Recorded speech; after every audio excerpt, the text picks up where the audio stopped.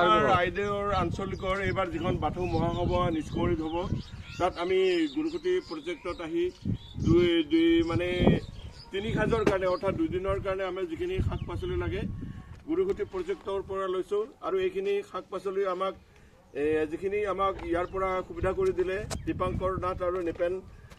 নাথদেৱে তেখেতসকলক আমি ধন্যবাদ দিছোঁ চৰ্দাৰ মানে আমাৰ চৰ্দাৰ এখেতসকলক আমি এইখিনি কাৰণে ধন্যবাদ দিব লাগিব যিখিনি আমি ইয়াতে শাক পাচলি লৈছোঁ সম্পূৰ্ণ ৰাসায়নিক সাৰ নহয় আমাৰ সম্পূৰ্ণ গৰু গাৰ যিটো সাৰ হয় পচন সাৰ গৰুৰ গোবৰেৰে সেই উৎপাদন কৰা শস্য আমি নিজে খাম যেতিয়া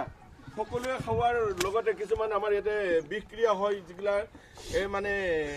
চৰকাৰী সাৰ দিয়া হয় এতিয়া সম্পূৰ্ণ আমাৰ থলুৱা সাৰেৰে এইটো উৎপন্ন এইখিনি আমি সমূহ মানে ভক্তপ্ৰাণ ৰাইজক আমি খোৱাৰ কাৰণে লৈছোঁ আশীৰ্বাদ থাকিল এই অনুষ্ঠানটিলৈ ভৱিষ্যতে যিখিনি আমি এইখিনি খাদ্য ইয়াৰ পৰা খুৱাই আপ্যায়ন কৰাব পাৰিম সকলোকে এইখিনিক আমি পুনতে ধন্যবাদ দিব লাগিব দীপাংকৰ নাথ আৰু নিপেন নাথক আমি ভৱিষ্যতেও আমাৰ কিবা দৰকাৰ হ'লে শাক পাচলি লাগে এওঁলোকৰ ওচৰলৈ আহিম বুলি ধন্যবাদ দিছোঁ আৰু